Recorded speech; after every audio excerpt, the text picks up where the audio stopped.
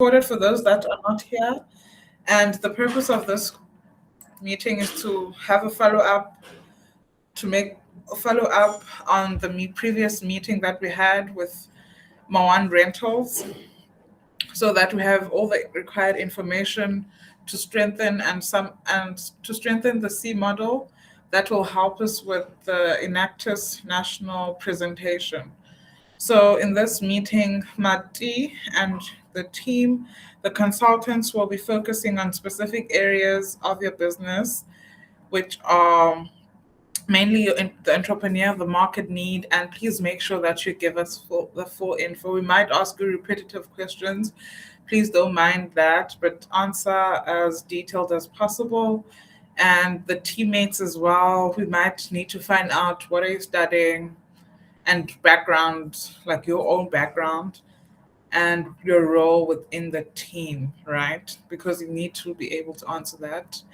And the Enactus team as well, the presenters, please make sure that you note things down as well and you take notes, because when you're on stage and the judges ask you questions, everyone should be able to answer and everyone should know the different areas of the business, not just one person. Yes, it might be one founder, but then the business, you are representing the business on that stage, basically. So that's the purpose of the meeting. Hopefully, it will be less than 2 hours. But we'll go through the C model that we're going to use. I'll just share the screen of the areas that we're going to cover. And then, is there a hand? No. And then we'll take it from there. So in the meanwhile, please introduce yourselves. I'm Tobisa. Sorry. Okay, I'm Tobisa, the coordinator of the EAO office, which is of the consultants. And then I have consultants with me here. Consultants, please introduce yourselves. And just switch on your camera, you can switch it off once everyone in the meeting has seen who you are. So when your mic is on, please switch on the camera so that we put a face to your name.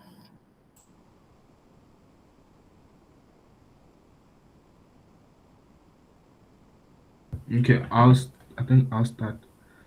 Uh, Hi guys, my name is Terrence, and I'm also part of the consulting team. Thank you.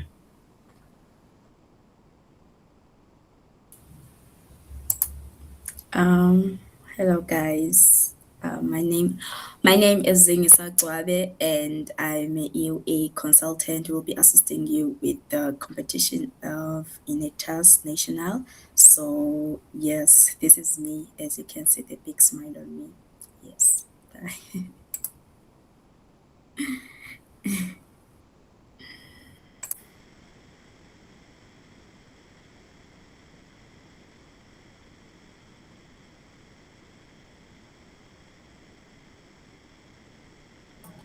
Okay, thank you, consultants. So in Actors team, who do we have here? One of the presenters. Do we have any presenters? And MaOne Rentals as well. I know Mati's here. Yeah, can you guys also introduce yourselves?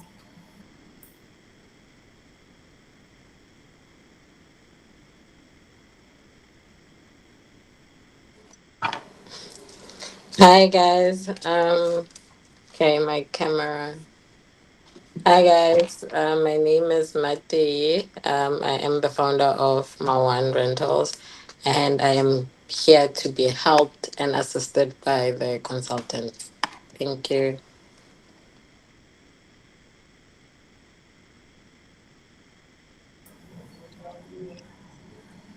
Hi, Mati. We have Chidi, and Lisa. Chidi, which Chidi is this? And your role within the team. Are you going to be presenting? What are you going to do? Greetings, everyone. My name is Chidi or Chidibano, and I'll be assisting the team with the presentation, the script, and the slides.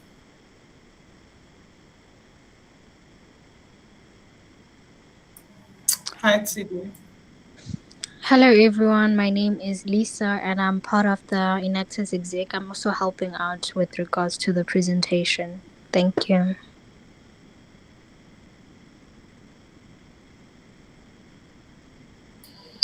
Hi guys, my name is Apiwe and I'm also part of the Enactors Executive. I'm a projects subcommittee, so I'm just helping out with script writing and presentation.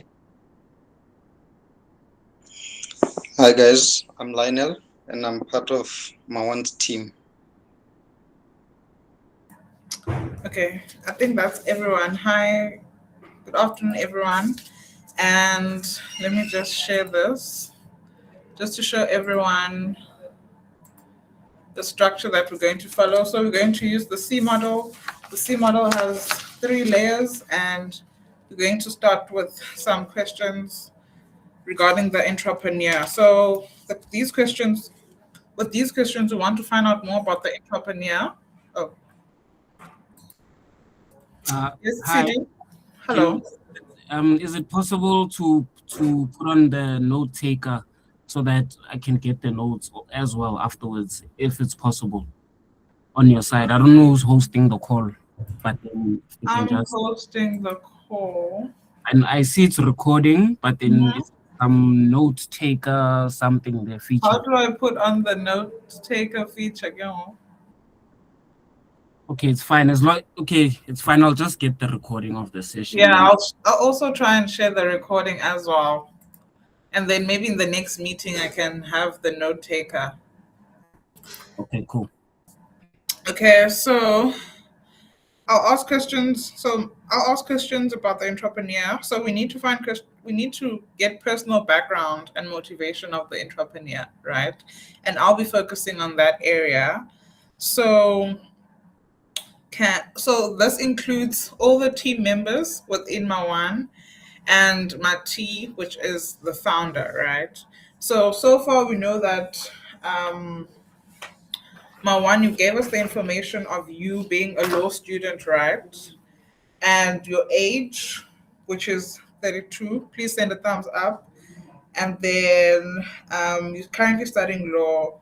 You've done side hustles, but can you please be specific in terms of yourself and your journey as an entrepreneur?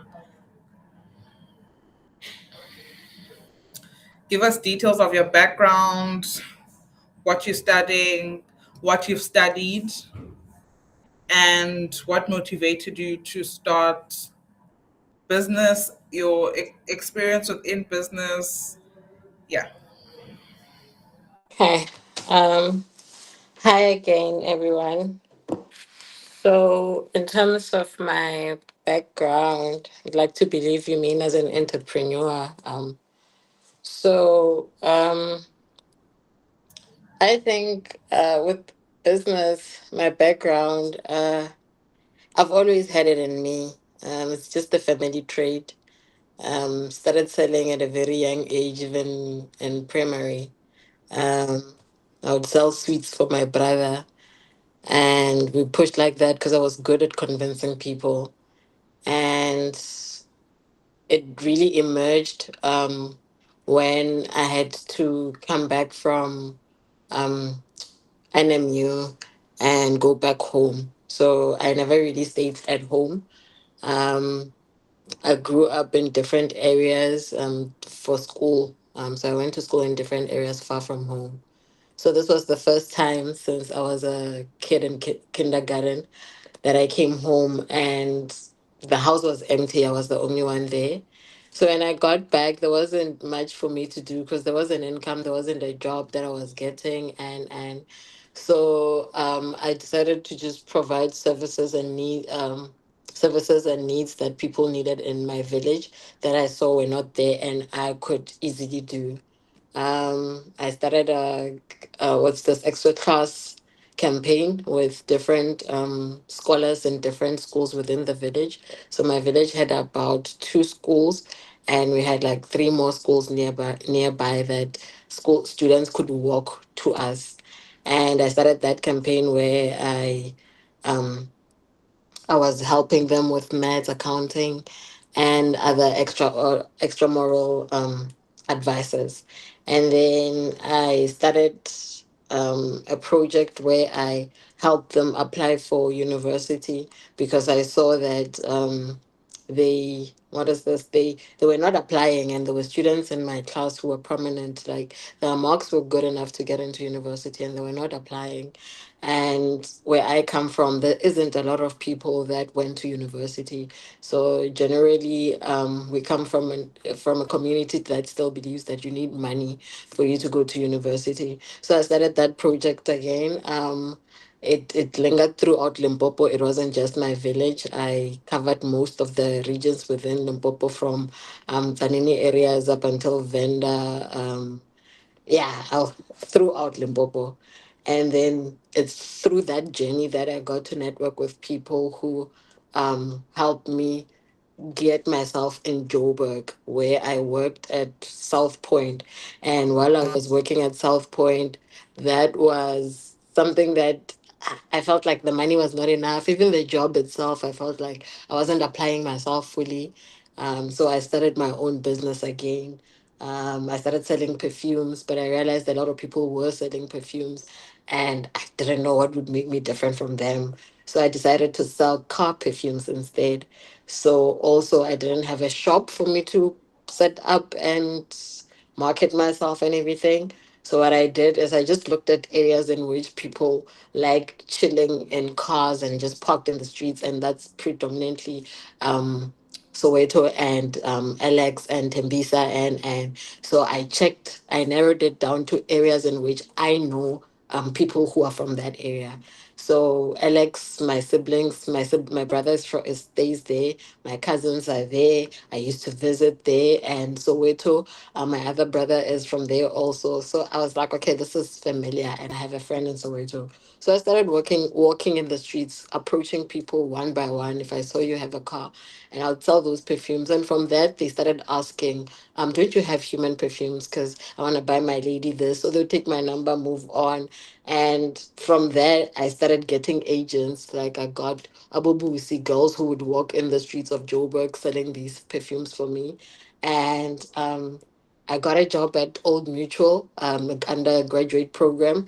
And there, I was really stuck into the office world, the corporate world. But still, I was like, okay, I want to still do something. So within the corporate, I looked at what people wanted, and I realized we all have laptops, but they all give us these ugly bags, laptop bags. So I knew a place that sold nice laptop bags, and I started selling that. And from there, people asked me, don't you know this? Don't you have that? Then I started capitalizing on that idea that if you just present something to the market and show that you can show up of good quality or something that people need and understand where they're coming from, you tend to tap into what they need in as much as you won't necessarily know it in the beginning. And then while I was working, I did face a lot of issues, like not personally, but I would face a lot of issues at work where I realized that we are like the little men in a company, and there is so much control that you have over everything. And I'm the type of person who likes to be in control. I remember I would ask questions that my fellow graduates wouldn't ask. And I remember, you see, in the profile here by my Google Tonton profile, that was the head of department. That's Harma. So, like, he's my boss's boss's boss at Old Mutual Insure.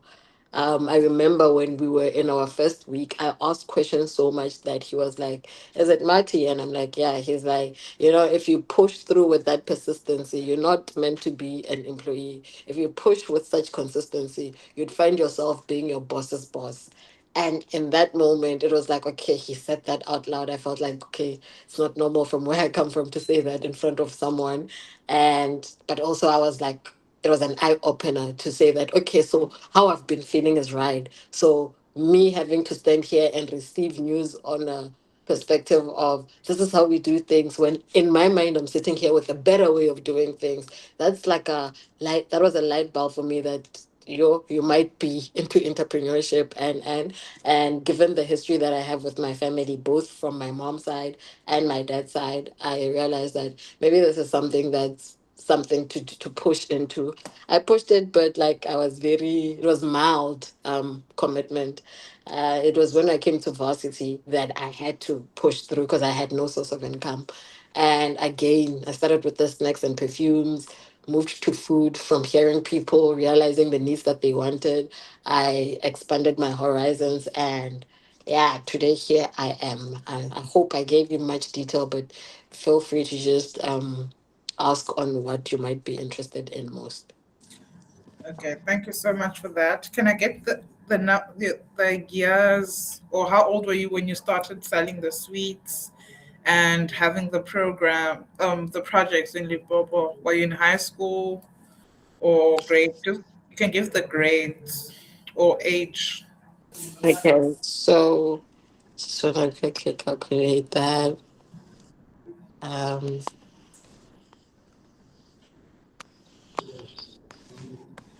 when I started selling sweets, I was 12 years old. I was in Okay. grade 6. And then with the projects, like community projects, I did one where it was feed a family. I was in grade 12. And then for the project, we basically hosted concerts where would raise money and use the money to buy grocery hampers, which we gave back to the communities, like the needy people in our community.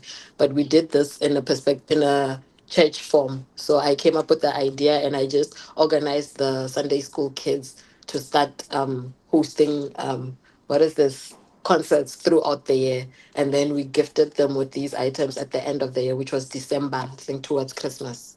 Oh, okay. I was in I just need the ages, ne? grade 12. I was 18. So 18, and then when did you start selling the perfumes? Right after high school or Varsity. So it was varsity? after varsity. It was after varsity. So in early So 20s, ne? yes, say 23. Somewhere there. Okay. And the old mutual also around those ages. Yes, ma'am. So you started selling at the age of 12, if I may say, till Yes. now. Okay. So we can say 20 years of experience. Okay. Okay, we've got that. And then, yeah, it's fine. Can we go to, is it Leon, your other teammate? Can we get background info on him and his role within the business?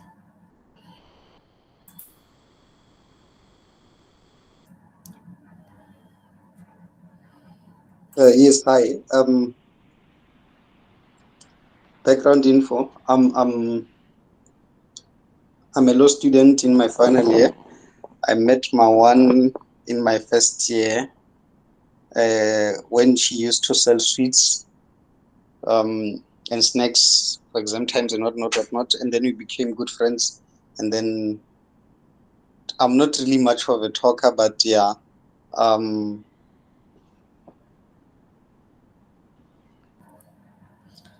So, are you into entrepreneurship? Have you been selling anything besides being a law student? What's your role within MaOne Rentals? What do you do within the team? okay, so basically, I with MaOne, I used to do compliance. With the selling of seats, no, I've never sold anything. Mm, okay, so you don't have Chidi. You can go. You can ask. Yeah, how did you come to I have a question, right? How did you come to meet MaOne? Um yeah, and what, yeah, if you can just maybe unpack how you guys met, maybe the vision she shared with you or whatever. Yeah. Okay, like I said, we met in first year through her side hustles. She used to sell sweets, snacks, and also do some cooking on the side. Um, and because she's a law student, we became really good friends. We used to do assignments together and whatnot. So that's how we became, our relationship grew from there. And with what do I call this? When she expressed herself of her background and whatnot, and how she got the idea for growing business even from her NMU days. Yeah, man. She has a very legit or a firm background of entrepreneurship. I remember her telling me a story about her dad having a shop and whatnot. So yeah.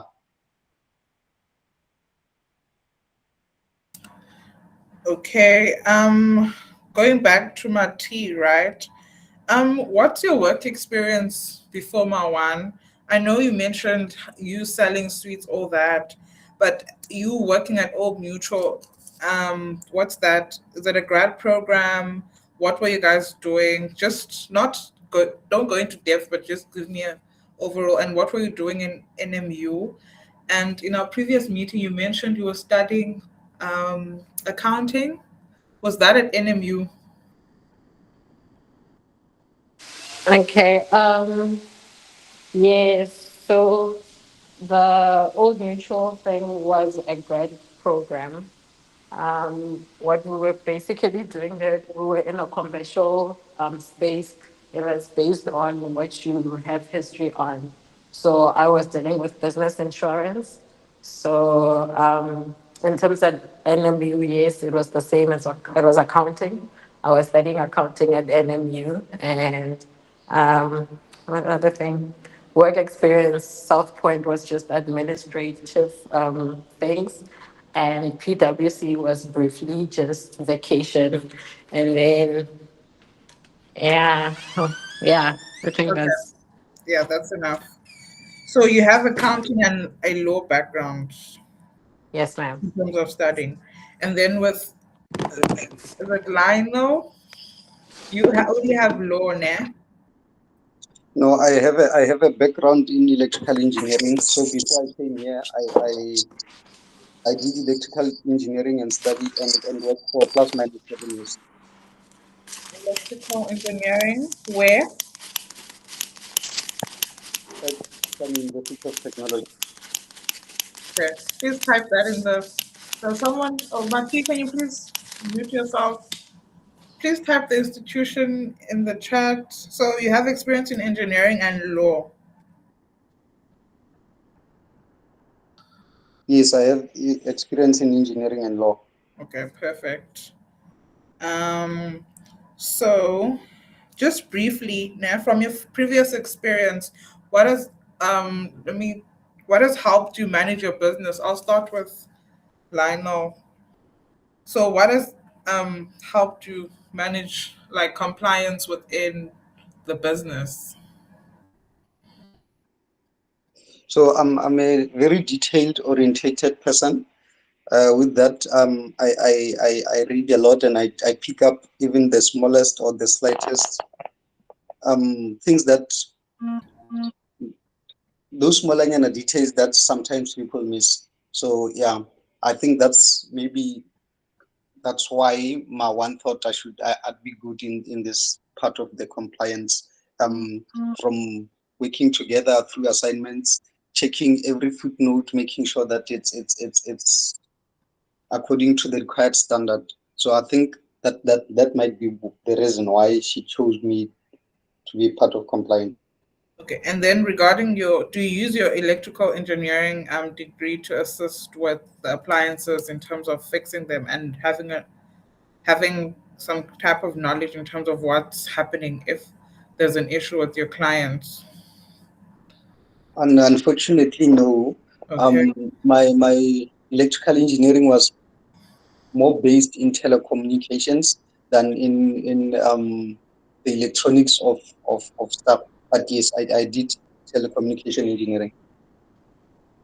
okay then, perfect. Are there any questions regarding the entrepreneurs and the on the team? We're all good, nah? I think we got a lot. Okay. Terrence? Yeah, I'm interested because I think Mateo was studying accounting. Why they switched to law? So I'm kind of interested in that part. Could you repeat that, please? I was saying, like you studied accounting, right? Yes, sir. Like why did you switch to law? Like what made you switch to law?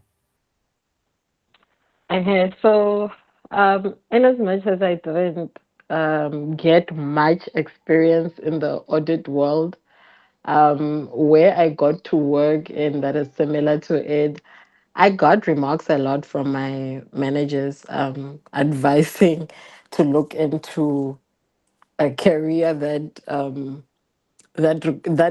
involved speaking. Let me put it like that. So I think they were being kind. So I speak my mind a lot. And I realized that in the space that I was getting into because of the knowledge that I have with accounting, I didn't have the room to do that. I didn't have the room to express my thoughts freely, or so it seemed as though I needed to box that out and I needed to focus at the task at hand.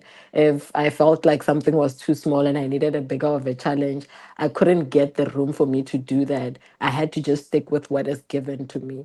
And also, like at home, even friends, general people, like people I went to school with, they were now practicing law, and they like, every time I'm meeting up with a colleague or so, and something happens, I'm reminded, I'm like, if you were in this field, you would kill this.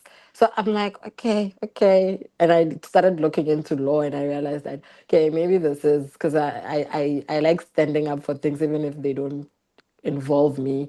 And I like with Lionel, but not as compliant as he is. I pay attention to details that people don't pay attention to. And I like getting to the bottom of the truth. I don't know. I've always liked investigating cartoons and stuff. But yeah, that's why I switched. I just felt like maybe this is for me because yeah, the accounting side wasn't working. I mean, I was making money, I was reaching target, I was making my employers happy, but was there fulfillment? No. Okay, thank you so much. Thank you, Mati. Lionel, can I please have please check your age and then regarding the experience, when did you start working? Okay, I'm 33 years of age Okay. and I started working in 2015. How old are you then? Um, Yep. okay, I'll do the math, it's fine. I'll just do the maths. Okay. Then we can move on to business concepts. I think we've got quite a lot. I just need to double check with before we move on, double check with the script writing committee or script writing team. Are we good in terms of the background? Do you think we've asked a lot of questions? Do you guys have a lot of info? We're good, nah? In actors team, cool stuff. Then we can move on to Uzingi with business concept questions. And anyone who has business related questions, you can just put your hand up and ask those questions. Okay, all right. So thank you so much, Sister Lisa, for the questions and for the answers from the entrepreneurs. So my question, I would love to for the CEO to go in depth on this business concept so that as a consultant we'll be able to analyze your business. So be as deep as you can, but be quick, right? So I want to get a more clarity on what are you selling? Are you focusing on the appliances, the food, or it's just the only appliances? Can you please just confirm? Are you asking for the purposes of the competition or like in general? No, I'm asking what are you selling on the business concept? Yes, Sister Lisa. So, Mawan, So now we're focusing on the competition, what we need for the competition. So what MaOne rental is about, because now we need to write the script. So the script isn't going to be about your other businesses, but the main focus is MaOne. So the information that we're asking is related to MaOne rentals as an enterprise or a business. Okay. Sure.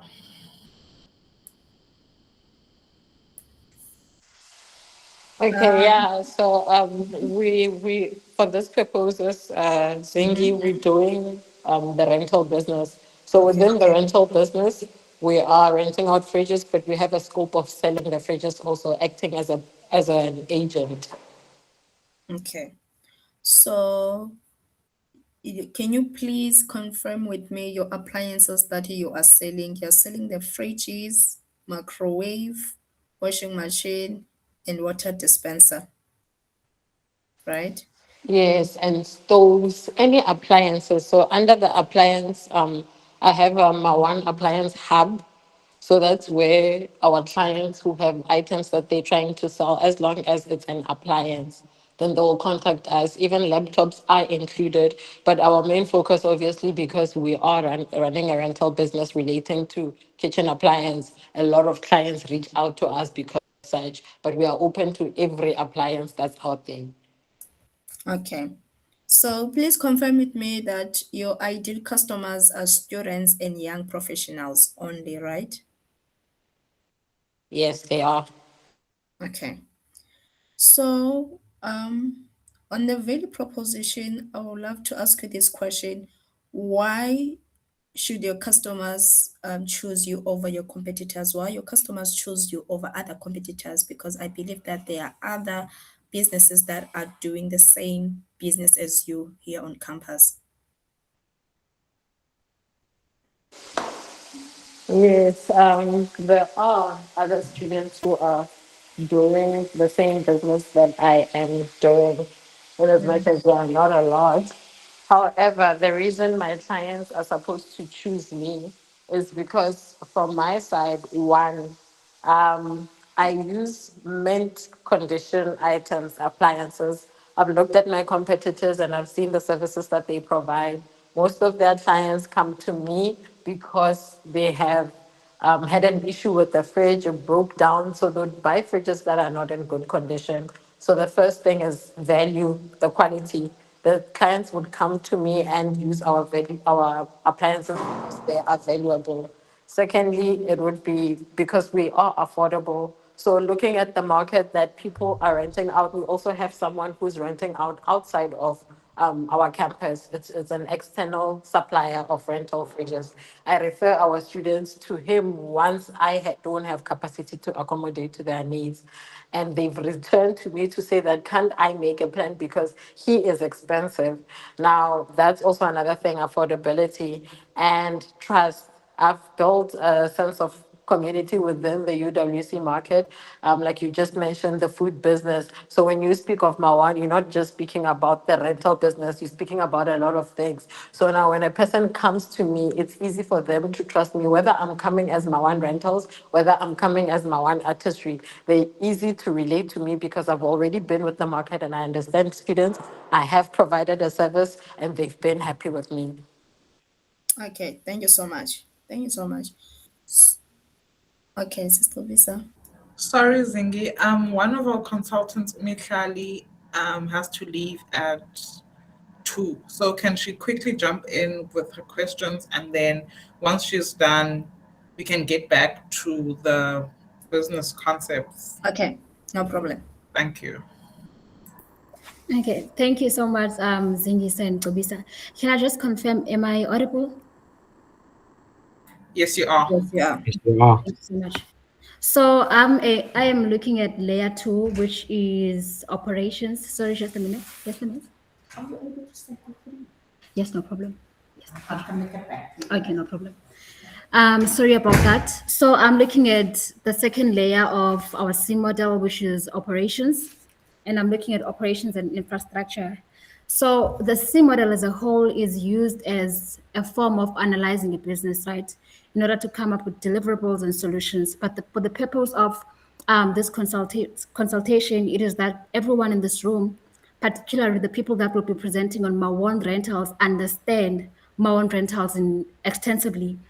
So operations is basically the basic workings of the business. We look at how the product is made, and if a person is providing a service, then we look at how that service is actually delivered.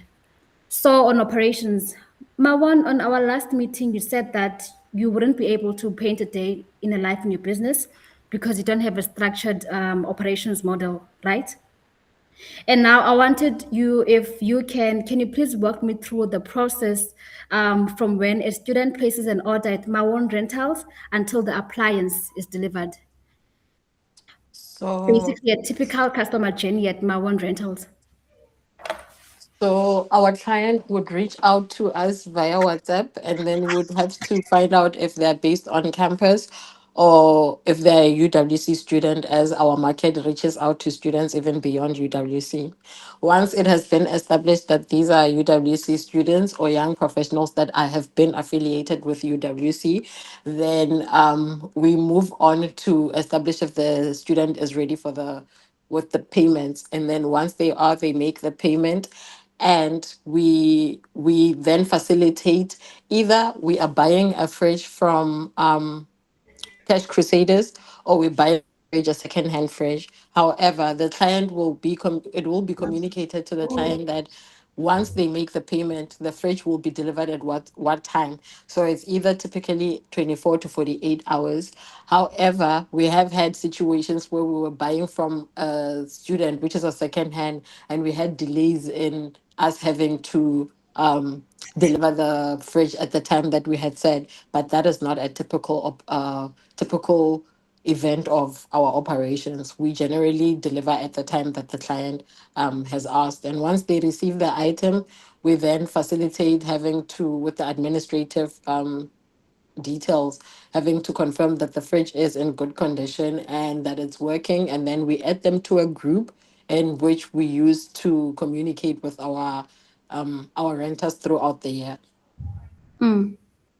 Okay, thank you so much for that, MaOne. So you're saying that you students reach out to you via WhatsApp, and then you establish or basically verify whether they are indeed UWC students. So how do you do that, MaOne? How do you make that confirmation? So right now, I'm using a very traditional method, right? But Mhm. like I said, I mentioned in a lot of meetings that I'm having conversations with the presidents and the SRC for me to just find a formal way of me doing this. What I'm doing is very traditional, informal, and not advised. But I take you give me your student number. I go onto your student on the, what is this? Our email addresses. I punch in your email address. It will pop out. As I said, we account for students who are already on campus, who are already registered for the year, or who are affiliated with UWC, meaning that they're alumnus or so. So if your student number does pop out, sure, you send me a what's this, the student card, and then upon delivery, my delivery guy or I or anyone who's assigned to do that confirms that the person who's receiving the fridge is the person who what is this, who sent the card that we confirmed on. Okay. Thank you so much. I'm hoping that everyone else in the MaOne team is, if you have an answer to a particular question that I ask, you can also jump in as well. And if not, please take notes so that you understand the business, because you will be speaking on it as well. Right. So, MaOne, you're speaking about delivery, right? So, what is the delivering process? Do you have transport, or do they use? Because I know that UWC has the sort of like, I'm not sure what it's called, but that's what is it called? But I'm gonna say a trolley, That's right? right. Oh, truly, yes. Yes, yes, a trolley. Yes. So I'm thinking now about students that are outside the campuses. How does it work? Do they liaise with UWC residents transport, or do you charge a transport or delivery fee? How does it work? Okay, so in terms of our what's this, our agreements with our students, Obviously, I will make exceptions. We are a student-led business, so we understand the exceptions. So we'll make exceptions for students. Like one, we have a student who's renting out from South Point.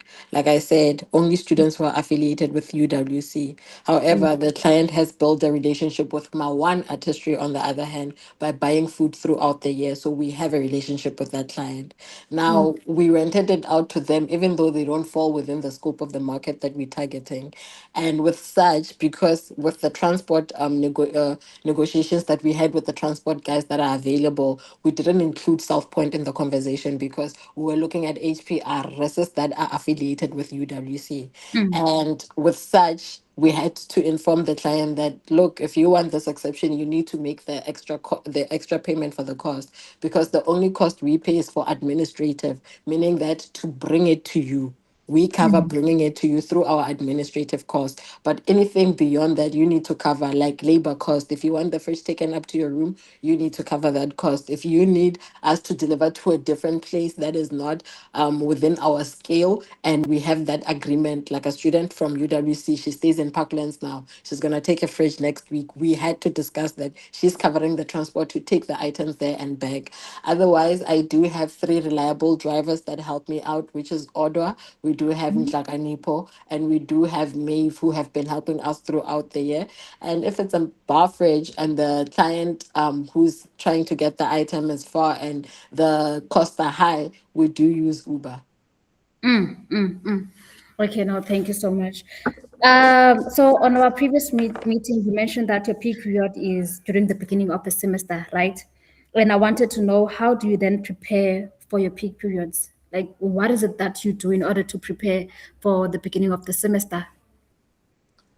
So the biggest thing that I've noticed is that is you need to have your resources, capacity. That's the biggest thing I need to be. And there's no year in the 2 years that I've been running this business that I've been fully prepared for the capacity that comes before us. But that's what you need to account for in terms of capacity, because I advertise in groups from September. I start from September to market my rental services to showcase that, guys, next year you're going to need appliances, and it's better to reserve. And I let them know of the dates that they can start reserving at, and to make sure that they have a spot.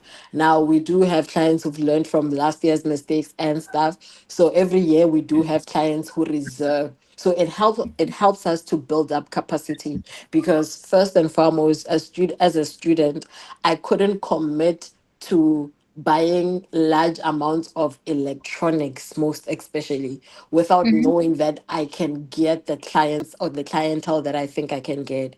So what I do is, if I know, for instance, that I have 20 clients on reserve saying that, okay, I'm going to pay this amount for me to reserve my rental, or because we're not just renting, we're also selling, and we also accept reservations for sales.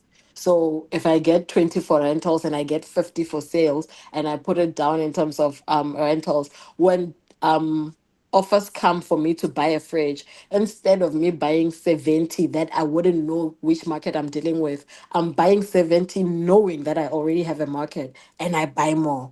So for me to prepare for capacity is to reserve, is to instill that idea in clients to understand that getting prepared for the items also helps them, because also as we're going from the items, because the prices, we haven't built a perfect model. So right now we're trying to be as fair as possible. Our prices do depend on the cost that we paid to acquire that appliance. We're not working on a standard method in terms of our pricing. So there are some clients that if we buy early, like November, October, if you reserve then, the items are cheap then. Students are desperate to sell their items because they want to go home December, they don't care. But when you come back in January, they know there's a high demand. So the prices are inflated. Therefore, the rental is going to be high because the acquiring costs were high. So it helps with capacity, getting to prepare for the year, to know the capacity that you're looking at. Now that is actually very brilliant. So because you have to, if you're speaking on capacity, it means that there's some sort of buying beforehand that happens. I'm interested in the relationship that you have with, because I'm assuming that you store your products at our storage in the campuses, right? Yes, some of them I do. And then others?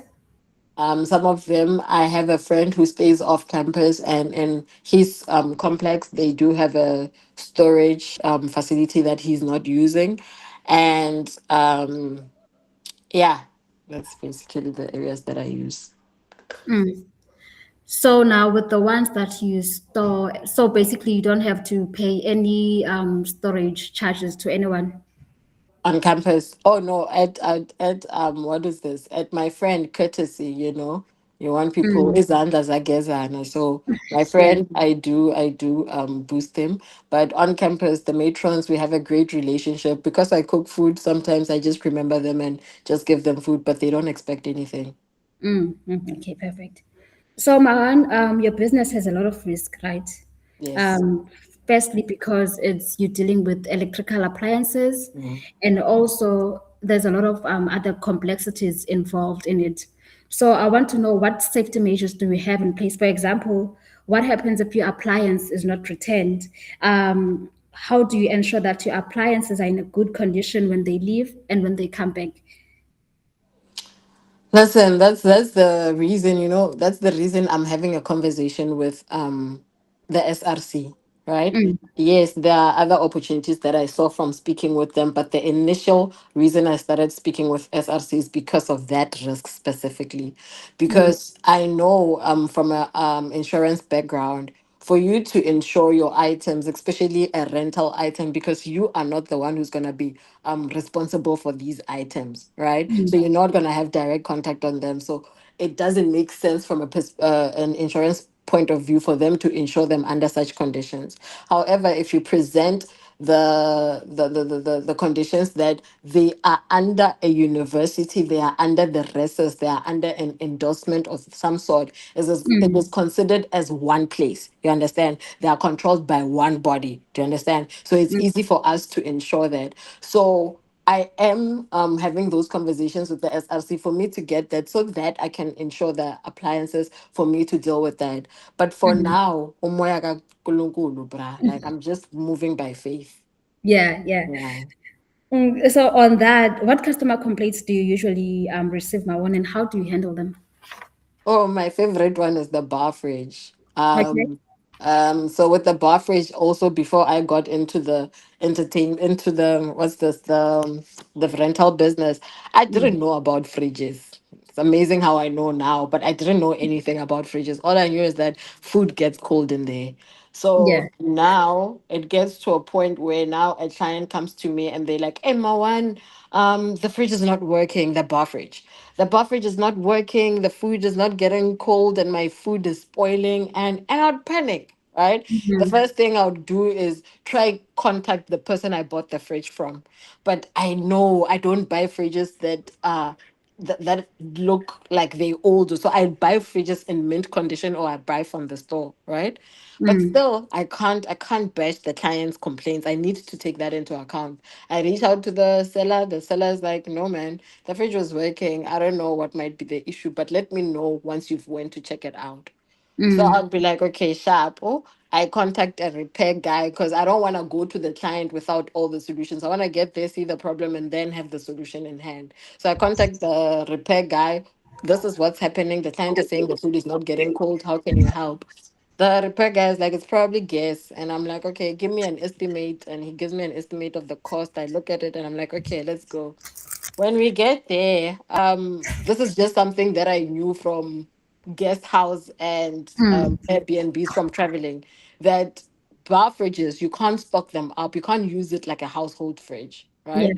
So it has a certain capacity that it can reach, and to so a certain level, it will stop functioning because you stop treating it like a bar fridge. So Mm, that's what these students were doing. So they would stack up the fridge, it will be so full. So before even the repair guy arrives, I would get to the rest. When I open the fridge, I'm like, this is the problem. I can see you put this, mm, you'd see there's like a quarter bright pack in there, and you're like, "No, it can't. You need to put trays in the compartment, and then down here, because it's similar temperature, you can't put a lot of things. The fridge needs to breathe." And then after that, the clients would do what I say, and then they're like, "Yo, my word, my one, it's working now. Thank you." We move on. mm, mm. Yeah. Well, but I'm glad you're handling that well and you now have an understanding of how bar fridges work. Because it's important that you know that the products that you work with. So now MaOne will be then moving to thank you for answering the questions on operations so well. You really do know your business. So now we're moving to infrastructure. So with infrastructure is basically the assets and the resources that support your operations. Ne? And I'll just because I have a list of questions and I'll just ask them all together at the same time and then you can respond to them. Yeah. So basically, is do you have any software or systems that you use to manage your business? Like any computers that you are using, be it one or two? Is your current technology enough for the business for your business needs? And also, do you think that the current storage that you have is enough to accommodate your inventory and business growth? Yeah. Also, just lastly, I want to assume that your business MaOne Rentals is registered, and if so, under what? Is it sole proprietor? I mean, sorry, or how? What is it registered under? Basically, yeah. Registered.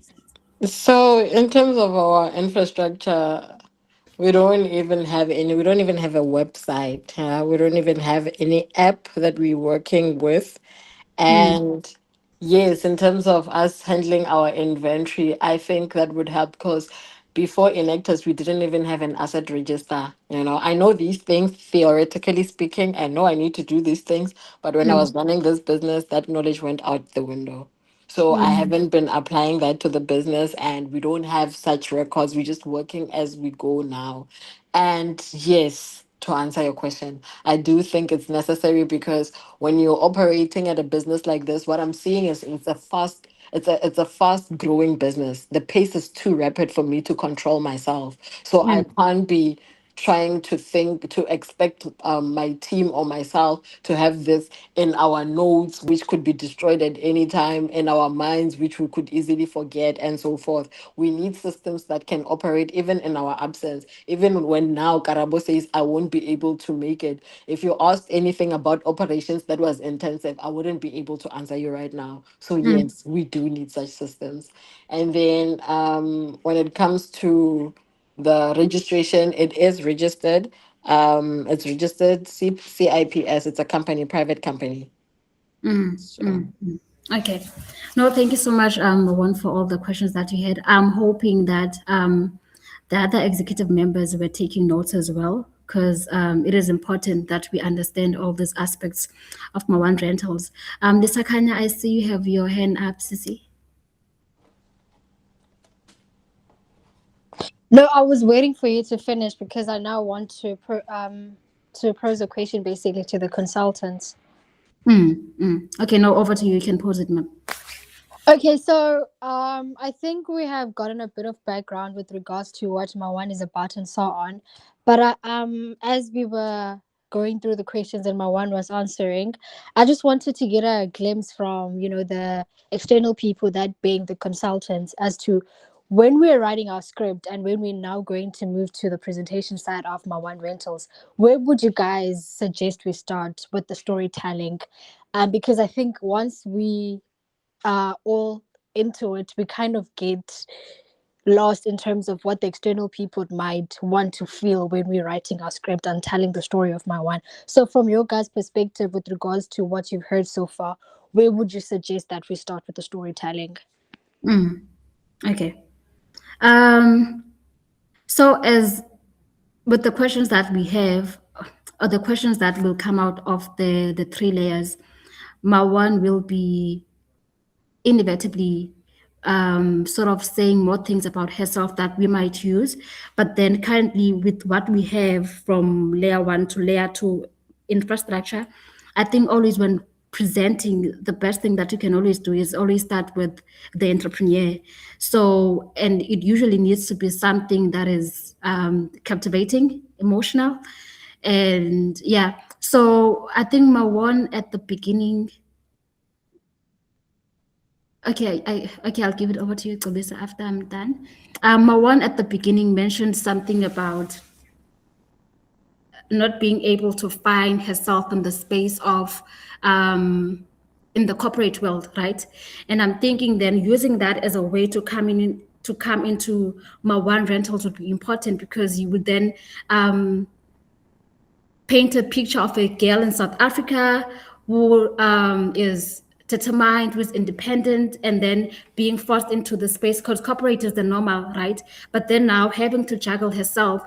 But then now MaOne Rentals comes out of that story whereby you're not finding yourself in the corporate world, but then now you're trying to find ways to create something for your own, something that accommodates who you are as a person, as a young girl in South Africa. It's always usually very important to use those kind of phrases, young Black girl in South Africa. So I think I would start with who MaOne is as an entrepreneur, and then use that to sort of show into MaOne Rentals. Yeah, I'm not sure if that answers your questions, Lisa, but then over to you, Tobis. Thank you, Michali, and thank you, Lisa, as well for that question. So I would say start with speaking to your audience, right? Start with storytelling, maybe highlighting the fact that why MaOne started. So she saw the need for students to have a place whereby they rent out their appliances, right? So instead of buying, she saw the need of her opening a business that will satisfy her target audience. So remember, at the competition, your target audience is students, right? So you're speaking to you're speaking to universities who are there, students who are there. So make sure that your story or the business um, is specific about the target audience and making change within that age group. So she'll start creating maybe a story about her seeing the need of maybe her neighbor didn't have a fridge, her food was rotting. So she thought that she would reuse her fridge and rent it out to her neighbor because she didn't have food to solve SDG um, the poverty SDG. So something like that. So that will add emotion to the audience, but also the judge will see, okay, her business is impactful, and mentioning numbers as well of maybe her revenue, the students that she's impacted. So it's also important that MaOne keeps a record. I mentioned, also noted down that she didn't have any record, but then her bank statements will be her records in this state, and she'll know that she'll probably have an idea of the transactions and also need to go through that, but we'll go through that with the financial section. I hope that helped. And yeah, It does help. Thank you so much, guys. It does help, because I think once we are all, I see Kobisa and Zeke, Terrence has a hand. Thank you so much. We have noted that down. Thank you. Terrence, you can go ahead. Yeah, so I was also thinking within the storytelling, they should follow, I think following the C model would give you a bit of guide on how you can go through about with like storytelling, through being able to group things that go together at one place so that it doesn't get too much scattered around. Also following within the criteria given, I think it's going to be very crucial that the criteria on how it should look like, but also not forgetting the emotional side of it for it to be delivered in a much better way. Thank you. Yeah, so Lisa will fill in this document, right? I'm talking to the team in charge of writing the script. So after this meeting, we as consultant will have to listen to this audio again and put in everything that we've noted down on this document. So once that is done, we'll send it to you guys, and then this will help the people that are presenting to understand the business fully, and for the people that are writing the script to actually have the information that they need about the business in terms of them analyzing each component or each layer of the business so that they're able to write the script and add emotion and storytelling to the information that they have about the business. Are we all clear? Great stuff. We can go back to the consultants then. Michali, are you done? I know she had a meeting at 2. I want to see if she's left. I think she's left. If she's left, then Uzingi can go ahead.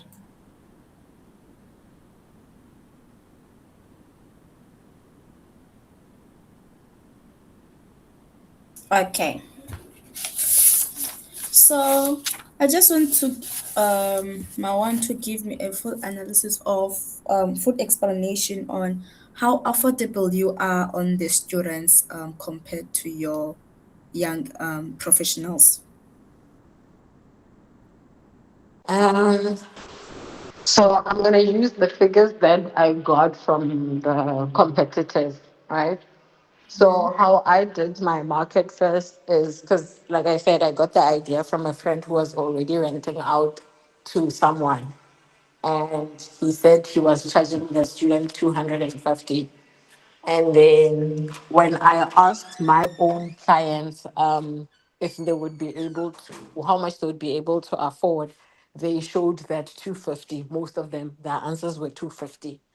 And then when it got to bar fridges, it wasn't a question. I just charged 150. This was because my competitors were charging. The guy I said is from off campus, is an external supplier. He charges 350 for a two-door that I charge 250. And then my competitor who is on campus charges 300. And both these competitors, their fridges, when I look at their fridges and my fridges, mine are in more good quality than theirs. And then I charge 150, they charge 200 for a bar fridge. We also have some students who found an idea, like when they saw us advertising, because they've been placed off campus, but then in residences that have appliances, what else? They had their appliances and they don't know if they're going to use them next year. So they're also renting in their own capacity. So they're also charging 200 for a bar fridge, 300 for a two-door. So we are quite affordable. Okay, so this is the same prices that you are charging both in students and also young professionals that are already working. Well, okay, so the prices is the 250 N is like average, but like I mentioned, depending on how much we acquired the item for, that's how much you pay for. But in terms of the young professionals and the students, no, it's not the same. Reason being, the young professionals don't want the same fridges as the young students. The young professionals want their water dispensers, not the top freezers only. So that is more expensive. Okay. How expensive it is? So with our combo for the bath for the top freezer, a gray top freezer and a microwave, it's currently 350 for the combo. And then with the dispenser and the big fridge, so it's a big fridge and a big microwave, it's 500 per month. Okay. Also, sorry to jump in. So when you mention the prices, is it per month or per semester for the students? Per month for the students, it's per month. Okay. Please be specific when answering questions and mentioning numbers Okay. because, yeah. Okay. So we are moving on to the next question on the revenue model. So you have the fridge, so and also microwave stove and water dispenser. So how are you making money onto your appliances that you are selling? Which like appliances that are making more money onto your business? It's the combo of the bar fridge and the microwave. That combo makes a lot of money because it's cheap to acquire, and it's in the same price range as what's this, the top freezer. But the prices when you buy are not the same. Okay.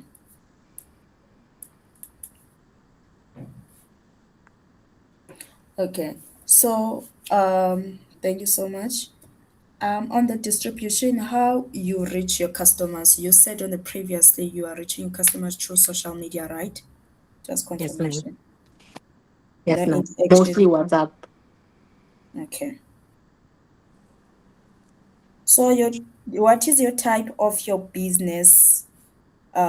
Is it a business to business or to business to customers only or to customers to customer? Just a confirmation you can show us. It's both. Because I got what's this? There's a kitchen there by Rest Life. Mm-hmm. They wanted to rent out a bar fridge, so we're still discussing with that. So from my model, not what we're practicing, because but from my model, it accommodates for both, so we can cover the business and the customers. Okay, you cover the business and the customers. Yes. Okay, thank you so much. So, where does your business operate? Where do you operate? Like, okay, so we don't have like physical a physical place or an office that you can go to. Um Mm-hmm. I am based on campus at UWC. You reach me via my WhatsApp, and then yeah, like most things are done via WhatsApp. The meet to meet is on a basis, and it's very rare. So that is the only place that you are operating in. That your Yes. business. Okay. So, thank you so much for answering. And what is the value that is being created for customers? Is it quality? And also, you said on the previously that you are offering like the repair services, maintenance, whereby the customers experience the the broken fridges and everything like that. Can you please explain that to me more? So that would be a typical example of the value that a customer gets from us. So Okay. we don't have a service of repairing refrigerators. However, we have a network of people doing different things. So another value of having to be our customer is that should you require more services, even beyond our scope, we are able to provide for that. We have a list of repairers that we've worked with in the past.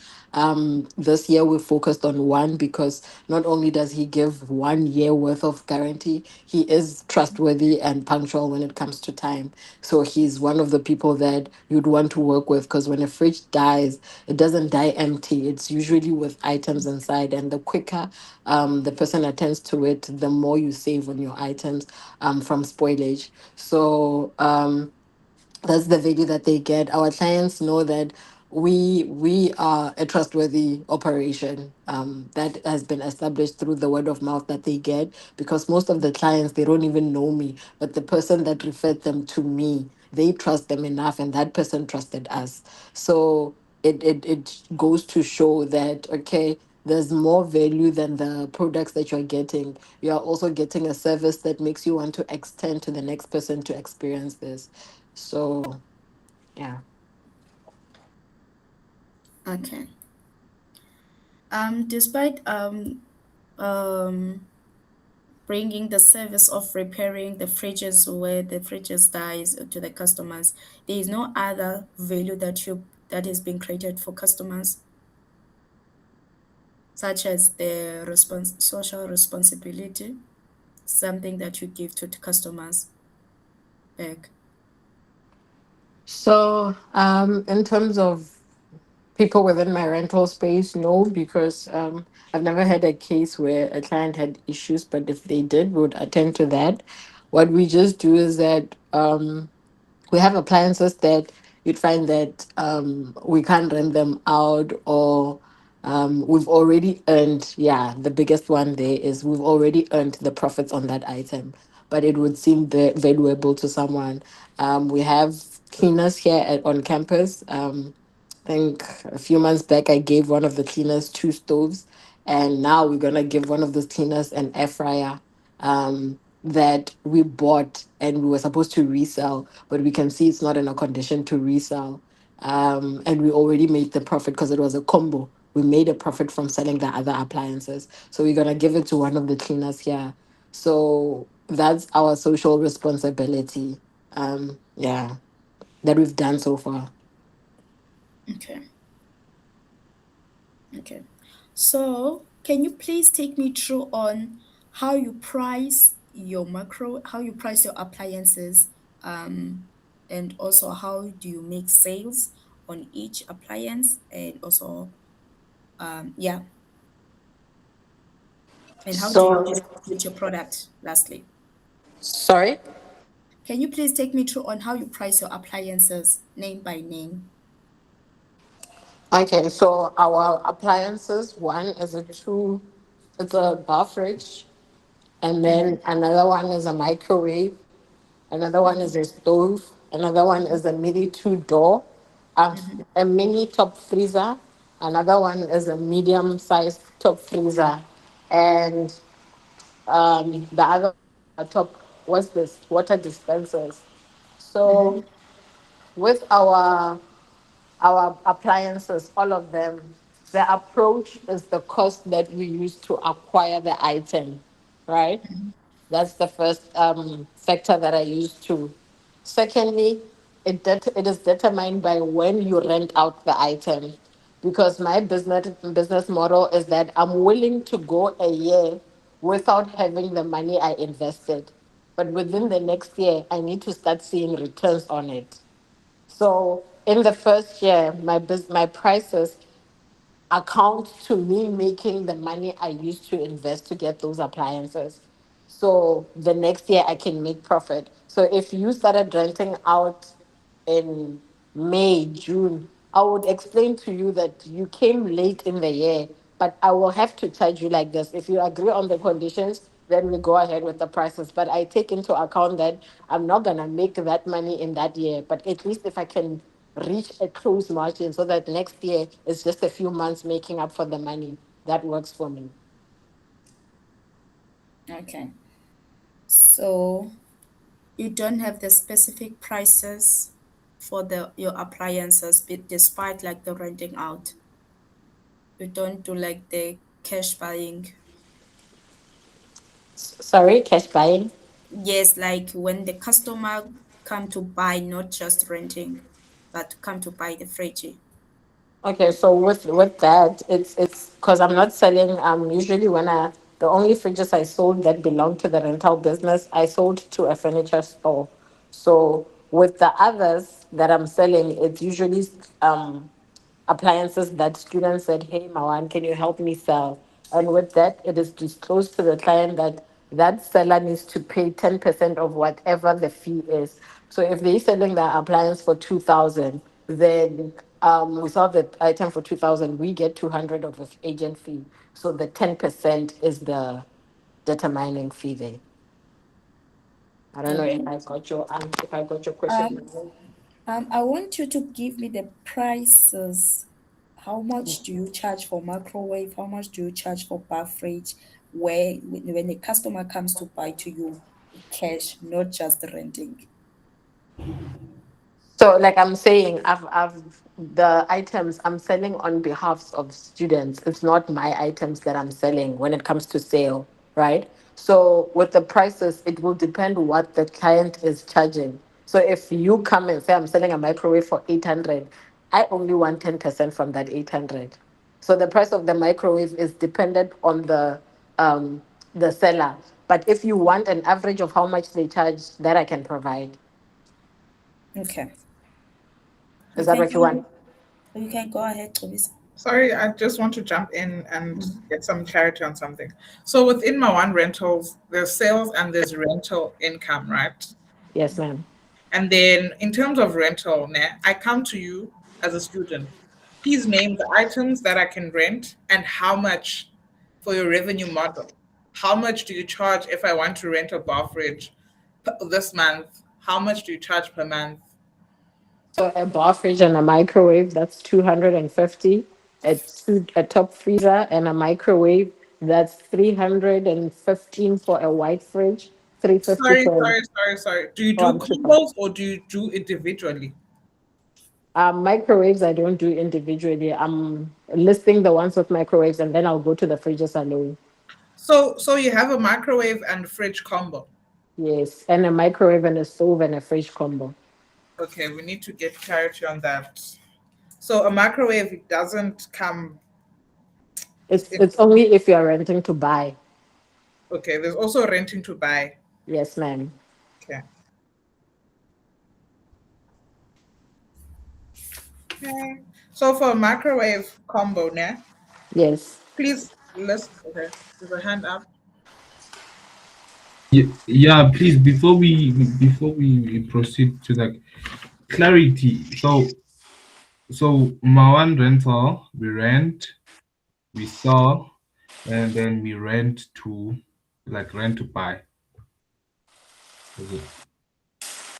Oh, okay. Yes. Okay, thanks. Okay, you can go ahead with your combos and the Right. price. So let's start with with the microwave rent to buy. So that would be 100 rand to 200. That's the range. So that's the microwave only rent to buy. Rent to buy, depending on the make. So it's 100 rand to 200 for the 10-month lease period. So what's your best rent to buy microwave rate at this point? 100 rand. So it's 100 rand per month. Okay. And then the next combo would be a bar fridge and a microwave. Okay, combo bar fridge and microwave. That's 250 per month.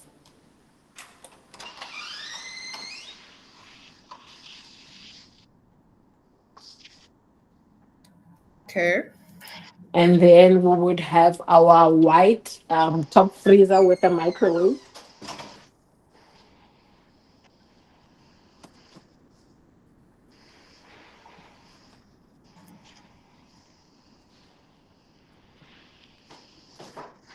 Mm-hmm.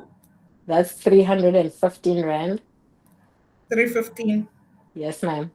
per month. Yes, ma'am. Okay. And then we have our microwave and top freezer gray fridge. That's 350 per month. Is there a reason why there's a like 35 rand difference between the white top freezer and the gray top freezer? Yes, there is. So even with students, the for aesthetics, students prefer the gray one. Okay. And so in business when something is in high demand, you need to make it different from the other. But even in the store, there's like 100 rand difference between a white fridge and a gray fridge. Okay, noted. And then are these the only three No, fridge and microwave combos? we also have a top freezer, microwave, and an oven stove.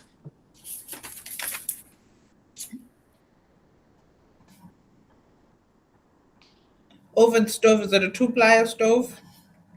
It's two stove. Yeah, it's two stoves, two plates, and then oven on there.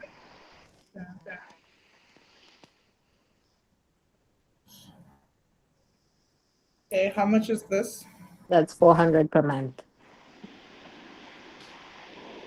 And then we have the water dispenser, the big water dispenser, and a big microwave. So there's a water dispenser and Big microwave. black microwave. No, not black. So Oh, the size it's slightly oh, bigger. big Uh, microwave. Okay. So the dispenser is just the normal dispenser. yeah, normal white gray. It's sorry, normal gray water dispenser. It's big also.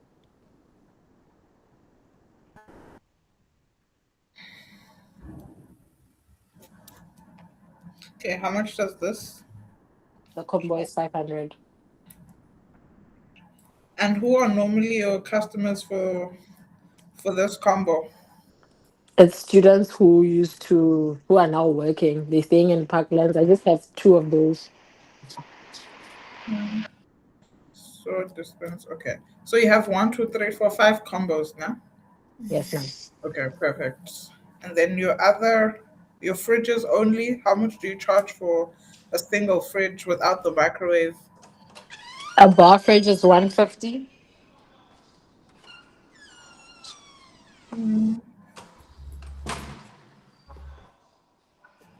Okay. Mini two door is 200.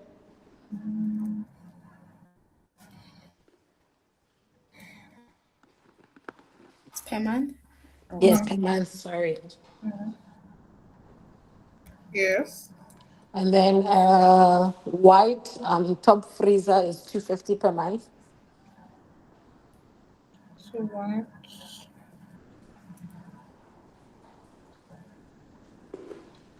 250 per month now. Yes, 250 per month. Mm-hmm. And then a great top freezer is 300 per month.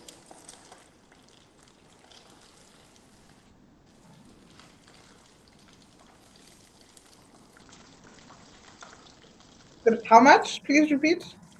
The top freezer, the gray one, is 300 per month. 300. Okay. Yes, ma'am. Okay. Is there another item, appliance that you wouldn't? No, not at the moment. Okay, so it's mostly fridges and microwave and stove. Yeah, that's clear in terms of the revenue model. Thank you. Yeah. Apiwe, Yes. you had your hand up. Oh no, it wasn't me. Oh, Terrence, sorry. So I just wanted to know about the water dispenser. How much does she charge? Like standalone? We don't have a water dispenser standalone. Oh, okay. Thank you. Back to you, Zingi. Okay, for your last question for me is, what is your business brand identity? If you can just give me like, yeah, the in-depth on Our it. business, our business brand identity. Mm-hmm. I think that's the most difficult question you asked. I love that question, Zungi. What do you mean? Unpack that for me. What do I mean when I say what is your brand identity? It can come from the name that you named after your business, the internal operation within your employees within the business. How can the customers see your business as not just like, oh, we know MaOne because of food, but just rentals. Oh, so how the brand MaOne came about. Not just how MaOne came about, but what is your business identity? How you want, like, me as a customer want to see you as. You can take over, Lisa. I think I could be wrong, but Uzing is I can correct me. Like when people think of MaOne, what do you want them to think about? What should be the first thing that comes to mind when they hear MaOne rentals? Like what makes MaOne rentals MaOne rentals? Yes. Hmm. Hmm. Yeah, that is a very Take your difficult question. take your time. So, for me, Mm-hmm. because MaOne Rentals is like a subsidiary that emerged from MaOne Artistry. You understand? And MaOne is all about the center of one. It's a space where you can get everything that you need in one place.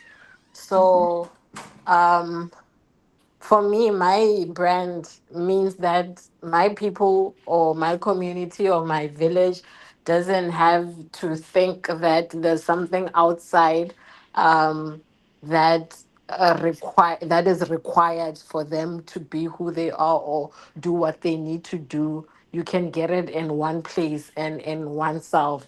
So the brand identity basically is to even the how I came up with MaOne Artistry is to just instill that spirit of um, having a community within self, within one, to say that I'm capable of doing something.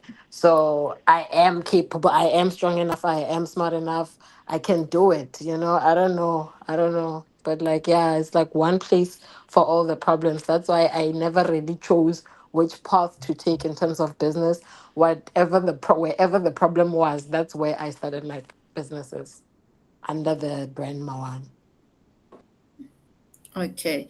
Is it just only you, or you're also the employee, the people that you are working with within your team are also included in that brand? Is it one spirit about the community and capability to serve the customers? Or is it just about a solo entrepreneur? So the whole MaOne concept is not just a person. So the whole concept. So when you say the team, I get lost a bit because the team was founded because of the competition. So the operations and the branding and everything came um, before the team was formed. But it's a spirit that I want the team to also have. So it's not in as much as one seems as though it means alone. It's not the message that I'm sending. I'm sending in that all alone. I'm sending all one. So it's like it's a platform for you to get everything that you want in one place. That's the message I want to put in. And within that one place, it could be a school, it could be a church, it could be self. It doesn't matter. But it's this, I'm pushing the spirit. My brand is about having to capitalize on one thing. And I've shown it throughout my experiences that I got this one opportunity and I tried to expand it as much as I can. And I'm trying to highlight the same thing in the spirit of my brand that even the logo is the beginning of no end. So it's to say that we are not limited, we are not restricted.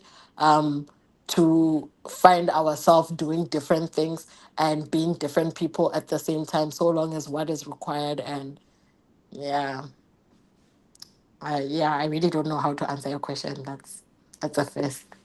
Okay, no problem. Thank you so much. So that is it from me, Zingisa, and yeah, over to you, Sister Lisa. Thank you, Zingi. CD, you had a hand up. Was it pertaining this question? Nah, I think she addressed it. I just wanted to guide her regarding that, but I think yeah. She got it. Okay. Then we can move on to the market needs. But I think she touched on the market needs in some of the questions she answered. In terms of what is she solving, her target audience, um, how she finds customers currently within the business. And you mentioned in our last meeting that you get your customers, your UWC, like you do most of your marketing in the UWC group chats, right? Like your e-founders. Can you clarify? Can you confirm that? Yes, ma'am. Via our WhatsApp groups, that's where I advertise my services. We do have posters around, but the most common and most used platform is WhatsApp. Yeah, and then can you name two competitors? Just name them. Like, do they have a business? Are they named No. like The one that is an external, he does have a business name. I just forgot. Um and then the other one is just a student just hustling. There's no business, there's nothing. And I don't think he's operating anymore because his fridge just broke down. Okay, perfect. Can you try and get the names of those competitors and send them maybe in the Inactus group chat and just add me? Lisa has her hand up. Okay, so maybe this question was going to come up from you guys, but I'm just thinking with regards to the scalability and like future plans and so on. So does MaOne see themselves like occupying maybe from CPUT, even from other universities that are not in the Western Cape? And if yes, is there probably a model that can run that doesn't necessarily need MaOne to be the one like overseeing everything? So, like I said, my thing is I want to install entrepreneurship because I think that's where we start to solve most of the problems in South Africa. So I am thinking of scaling, like I said, the fridge, the storage, the fridge, the transport, getting a truck. Once that is settled and we have a solid foundation of how the business works from getting the client, the procurement service processes and everything. Once we've tested and tried it here at Cape Town with UCT in mind, yes, to answer your question, and CPUT and the universities nearby. After we do that, the plan is to then go into franchising. We don't want to be the ones running these enterprises within the universities. We do want to promote student entrepreneurship. So if we got students who were interested in purchasing the franchises, then they would then run these businesses so that they can gain some sort of exposure, experiences, and the like. So that's where I'm headed to just sell the franchises. Okay, thank you for that, Mati. Looking at the time, can we move to the accounting and economics, your financial overviews with Terence? Okay, thank you so much, Chloe. Yeah. Also, I'm still excited about the World Cup. Are we going to like round of 32? So Yay.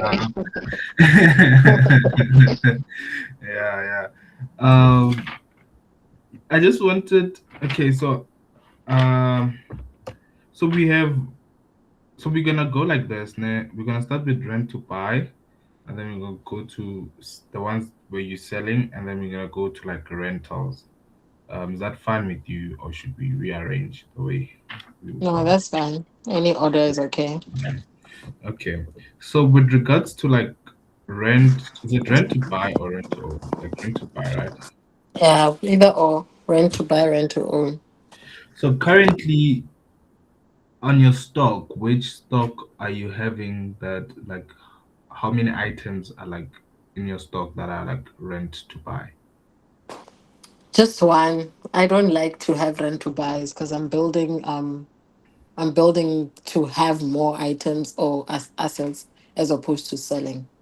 So I'm Okay. increasing capacity. So I make exceptions. It would be in instances where maybe I can see this item as something that I was gonna rent out this year, but at the end I'd sell it off. Okay, which item is it that you're renting to buy? It's a microwave. So it's just only a microwave. Just a microwave. Okay, so it's currently trading at how much? 100 rand So it's 100 rand. For how long? for 10 months. Okay, for 10 months. So that's like that's like, so when did it start and when is it going to end? The rental period started in April for April, him. April I this year. will confirm. I will confirm. But yes, it was April. Up until our lease periods end at the end of October. So we have our rental payments at the beginning of the month, at the end of the month, in advance. So they're paying for in advance. For instance, you'd pay on the 30th of June for July. Okay, so they're So paying in advance. Like today they got money, so they're paying for next month. yeah, they've been paying. Yeah, they've been paying for the next month. Okay. So it's 10 months starting from April till the end of the Oh year. no, I meant for that rent to buy, but our periods generally starts on the 1st of February. Okay. So last year, was there any rent to buy that you had? Yes, one, a microwave also. Okay, so last year we also had a microwave, one microwave. Yes. Okay. It was also selling at, was it also at 100 rand? No, that was a Russell. That was 200. So last year it was 200 100. for 10 months as well. Yes, ma'am. So Okay. Okay, so we move to the selling part, the ones that we're selling. How much do you buy them for? So how many have you sold this year? Let's start there. How many have you sold this year? I honestly don't have the records of how many I've sold, but I can give you a rough estimate of over 100 fridges that we sold this year. Okay, are these the ones that you owned, or are this the ones combined with the other people coming to sell through you? The ones that I owned, I sold last year to a furniture shop, which were around 18 of them. So last year you sold about 18 of them. Yeah. from our business. This year, I didn't sell anything. Okay, where was the 100 coming from that you were talking about earlier? Was it the one people Right. selling through you? Yes, sir. Oh, okay. So, all right. So I don't know. Can you give me like write it down, then you're gonna jot it down for me the exact figures. But for Sorry? me, can I get like the exact figures? Um, Probably in writing later on, but we can like for now use like estimates, I right? don't think it's possible for me to get you the exact figures. Or because you're not keeping any records. Yes, sir. Oh, okay. Kobe. Sorry, I just want to add to jump in there.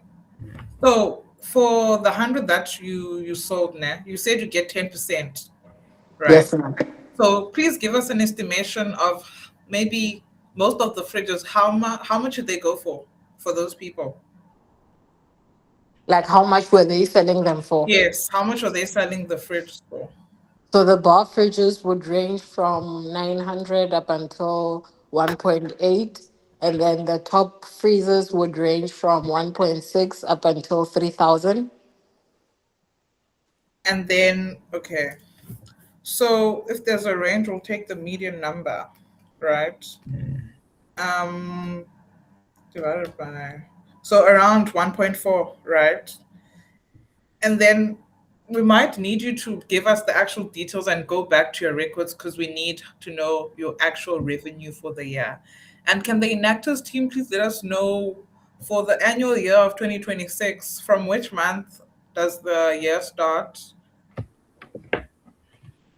so that we know where we're working, like how many So months it said we start? so it said July 2025 to June 2026. Okay.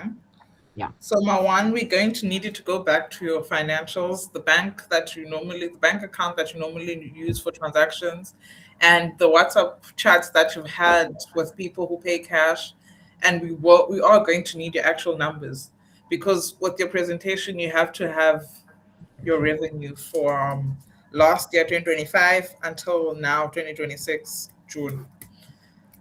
Um, uh, I've explained with to the enactors. Unfortunately, I won't be able to. What I've provided to enactors, I don't know if you guys can use that. That is the best to my knowledge. There's a lot of businesses and business transactions that went into the account, and I really am not sure with some of them if they relate or pertain to the rental. But what I recalled, I gave enactors, and that's the only records I can give you. Okay, can the enactors share that with us or with me specifically? Thank you. Terrence, you can go ahead. Yeah. Okay. Uh, Thank you. So just to confirm, it's like you charge 10% of the whole entire amount, like 10% of the price that you sold it for, right? The price that I That you sold it for. Like someone comes and they say, I have a Yes. bar fridge, I want to sell it for 700. Do you sell it for 700 exactly, or do you sell it above 700? So the two ways. If I buy the fridge, you see right now, this June, there isn't students who are buying the fridges, right? Yeah. Students are focused on going home, school is closed. I'm the one buying it. So if I buy it with my money to put it in storage so that I can resell it, that's where I don't charge the 10%. Even the client who's selling doesn't pay me 10%. I'm buying to resell it. And then if we get a case where a client it's busy, like January, client hits me up and says, "Hey, I want advertise," and I throw it in the group. Someone says they're interested, then I charge exactly what the client said, and I take my 10%. Okay, so let's say we're gonna use average figures for now, so because I'm trying to get a picture of what's happening, right? Okay, So like on average, how many fridges do you buy to resell? Like you buy it and then you resell it on on average. average, Yeah. on average. Um, I'm gonna use average November because that's November and January. That's when our sales are at their peak. Um, I would say per week, I was buying 7 to 10 fridges per week. So that was from September, October, November, and then December. I was strictly an agent because the furniture shop would then send me money straight, and then I would go buy for them. Okay, I didn't get that because I think I was like when I typed. Can you please repeat it for me, please? Sorry. Approximately 7 to 10 fridges per week Per from week. September up until November. Yes. The ones that you were buying To resell. to Yes. resell. Okay, so how much were you buying from? How much were you like on average? 2.5 average. So you're buying them for like 2.5. So from Yes. September till October, is it October? End of November. Okay, end of November. So do you sell all of them? Yes, as I go into the market, there will be people who would be maybe they got a job in Cape Town and immediately they think they need to move to their apartments. I'd get such markets. I'd get students who are just being proactive and buying for next year. But the majority is the reservation I was talking about in the beginning, No, okay. that when people want to buy but they don't have the full amount, that's where I come in. So they would come in with that 50%. So the price that I charge, say for instance, I'm buying for 2,000 from an owner, right, or a seller, and I know this student is going to buy it or pay me the full amount in February. I take into account those months that I'm not going to have my money then. Then I add on to my profit and I charge them that price. Then the student gives me half of that. And then when Okay. the year comes through or when they have to pick it up, then Yeah. they settle it down. Oh, all right. So how much do you sell them for on average? If I bought a fridge for 1.6 Yeah. and it stayed for 3 months, usually 2.2, 2.4. It depends. Also, what I do is I do have auctions. Like you'd find that there's a time where it's busy and I don't, like I said, I don't have records of my book, my items. You'd find that I bought a fridge in September. It's January. I forgot how much I bought that fridge for. I would No. get into the group, I would put in the fridge and I would say, hey guys, you want it, how much can you pay for it? And then clients would tell me whoever pays first then takes the item. Oh, okay, okay, okay. Um, okay, so you don't have a markup price, like you say I buy a fridge for 1,000 and I put I put like a markup of 50%. You don't have such a model, right? No, because I look at there's a lot of things I have to consider. I consider the time I'm selling the fridge. Am I desperate to sell it? I consider the fact that did I buy it where I got transport? I need to consider the fact that am I gonna keep it with me and not having the money from now up until January? There's a lot of things that I consider. That's why I was saying, even with the rental basis, it depends on the situation. So when you hit me up and you say, and I get this fridge according to in this manner, the price might be different, but I do have standard rates. Like for instance, when I'm selling, I need to make at least 400 from my sale in terms of profit. Oh, okay, okay, okay, okay, okay. So at least 400 is what you must get from selling. Yeah. Okay.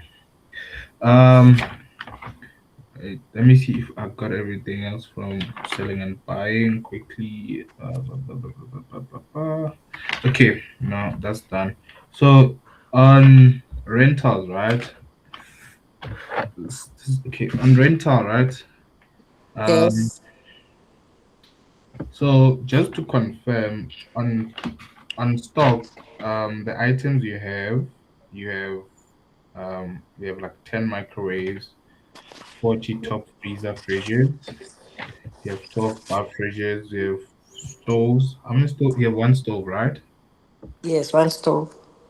And then you have mini fridges. Can you confirm the number? Two. So we have two mini fridges and then we have a one water dispenser, right? Two. We have two that we're renting out. So we have two water dispensers that only one is out renting, but we have two water dispensers. Okay. And then we have microwaves. We have 10. Okay. So I don't know how, because I wanted to understand. Okay, how many of them? How many of the fridges? Let's see which ones. How many of the top freezer fridges that you saw that you rent out individually? How many of the Top freezer that you rent out individually. top freezers? How many of the top freezers that I hand out? I don't know this. Individually, like outside the combo. Let Yeah, me. no, I no, I get you. Like it doesn't have a combo. I Yeah, don't have the exact figure. That's why I was saying we need the systems. That's Karabo's factor. Let me see. yeah. Um, I don't have the exact factors, but exact figures. But just to save time, I can provide you with the info after the meeting. Okay, okay. So the info I'm gonna need is I want to know like on all your items that you have on stock that you're renting out, how many of them are you like renting out individually? And then with the combo wise, like how many like like on bar fridge and microwave, how many combos do you have? So that we can reconcile and then come up with like a proper revenue structure. Okay. So on your expenses, what are your monthly expenses that you like go through every month? To be honest with you, Yeah. uh, before Enectas, nothing. So you went nothing as in you are not paying out anything monthly. No, because remember, our operations are an in and out type of business. So, in the beginning of the year and the end of the year, in between, there's no operations that are there necessarily. It's just purely communication with the clients, and that doesn't require anything. Okay, so with regards to the maintenance, who like if the fridge breaks down during the year that you're renting out, um, does that frequently happen? That has never happened.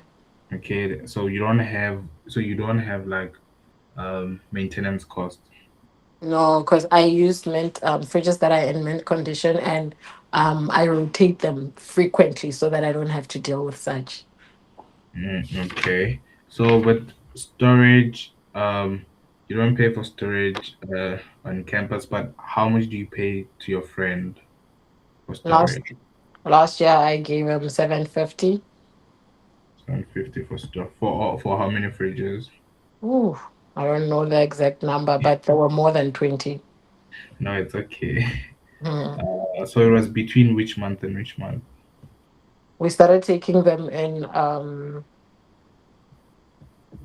November, I think. Yeah, because they were piling up in front of my race. So I think November. Started taking them late October, early November. That's when we started. Because I had done quotations in December, Mm, and we wanted to take them to a place where they said it's 250 per month. But he said because we were having issues with his with the trustees of that complex he lives with, but we yeah. continued having to place them there until we sold them off in January. Okay, so how much did you pay to take them there to transport to take all the fridges that you want there to sell? That one I'm gonna have to look at my records. I Okay, told my transport guys.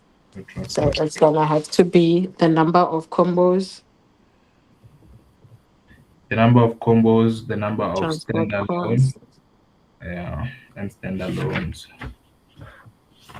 Um, okay, so do you pay any salaries to yourself, to your employees? I don't have employees. I just have part-time people, and they're not really my part-time people because the money that comes into paying them is from the directly from the client when they require labor services. So if the Uh, client doesn't require labor services, that means the part-time employee doesn't have a job. So there is also labor services that we provide. So the labor services is taking the fridge from. The reception to the person's room, Yeah, okay. So how much do you charge for that? 50 rand per student. Okay. So how many students have you done this for? Probably I don't know the figure. Like the students who have hired for this. Yeah, yeah, yeah. Ooh. It's okay. It's okay. I Uh, don't know, but I know they're more than five because it's a thing of sometimes I just get into the group because you remember I'm selling holiday time. So not everyone that I'm familiar with or I've worked with in the business is still around. So I'll just get into the group and ask, is there anyone available to help with the fridge, carry this fridge from this point to this point? yeah, And yeah, sometimes, yeah, but like, yeah, I just know the people that got more than 500 in a season that we were working, or maybe in a week yeah, while working with us, but it's not gonna be the same people. They're changing because of availability. yeah, yeah, yeah. Um, so do you have any other revenue streams that you get within MaOne, like within the rental business? Or This year I was trying to explore um the storage facilities because there by my friend when I was talking with him, we wanted to use his space first to see if it will work before we go to that Belleville storage place where they give us a place for a whole month. So yeah, we wanted to see first if we advertised and got clients, how would that work? So we did advertise and we saw quite a number of people interested in it. It's just that there's been commotion on campus with the strike and everything, which led to students having to the liberty to leave their things in the room. So they don't require storage services. However, should this have been a normal year, we saw a lot of potential because I think we got six clients already that we went to store their things at my friend's place. And yeah, okay. Is that the only ones? No other revenue streams? no sir. Okay. Uh, with regards to delivery cost, who pays the delivery cost? The company through the administrative cost that we collect. So basically the client, I could say. So So, we okay, collect administrative fees in the beginning of the year. okay, so there's administrative fees. Yes. Standard of 250. So it's like for 250. So this Yes. is pay if for all your clients, whether they are buying, whether they're renting, so they have to No, pay. this is just for rental. Okay. Yeah, this is just for rental to cover for the transport because they're not covering that, and to also cover for any administrative thing that we need to do, like accounts and. Okay, okay, okay. So every client that has had your fridge or that has rented out to you paid that amount, right? Yeah, so from the 55 this year, only 54 paid. Okay, so 54 paid. So out of that, how much like did you use for delivery? Like, can you estimate for me like how many of them have you like actually paid to for the item to be delivered? Estimation, Yeah, you can estimate. It's okay. because half of our appliances are new, we bought from the shop, so Yeah, delivery services were required, and we didn't buy at the same time. yeah. So uh, I would No, put down, I would put down 25 okay, say 25 of them. by 25 by 250. Okay, okay. So 25 of them actually required the delivery, and the delivery you pay Aye, like for delivery from it, like moving from where it is to the client, how much do you pay? 250. So you pay for the 250. About 250. Okay. Um, yeah, that's okay. Yeah, that's it for me for now. So over to you, Toby. Thank you, Karen, and the consultant. I have a question regarding revenue. How much revenue have you made? An estimation. Yeah? How much revenue have you made from last year June until date this year June? Just revenue, right? Like not Yeah, income, profit. just income. Estimate. Mm-hmm. So last year June up until this year. Last year Yep. July. Last year June or July. They said their financial year is from June last year till June this year now. Please, can I get a thumbs up if that's correct from the inactive team? Yes, it was from June 2025 to Yeah, yeah. your income. So last year my income ranged like I think it was like 6,000 per month. Um I think it was like 6,000 per month. Not like that's a rough estimate. So that Yeah, would be 6,000 times July, August, September, October, November. so Let's remove November because rental ends end of October. So that's 4 months. We made 24,000 in rental. mm-hmm. And then in terms of sales, yo way mdama. Just an estimation in terms of sales. So for rental, it will be 240,000 now. No, 24,000 because it's Oh, for 24, sorry. yeah. Wait, but we are also including okay, but let's take it in stages because so from June, let me do this on my from July last year, 2025. So that's 24,000 total rental income. Mm-hmm. And then from October from November, kakade, that's when I started selling properly. From Okay, October, November, and December, I can cap it at 250,000. 250. Yeah, So so so that's October, sales. That's sales now. yeah, that's sales. Okay. And then in January, I think like 10K. And Jan. then Is it sales or February, is it rental? Jan. reservations and sales. Okay, So, sales is more. hmm? With this is reservations and sales. Let's just put it, yeah. Reservations and sales. And then Oh, sorry. When you say reservations and sales, is it people putting deposits? for renting, Okay. the reserving to rent. Okay. So for Jan, you've included rents and Can't, sales. yes, can't I just give you that revenue statement that we submitted by enactors? Because here I feel Please like I'm do. lying. Please do, because the numbers need to be the same. So we need those numbers. So in terms of that, what was your total revenue?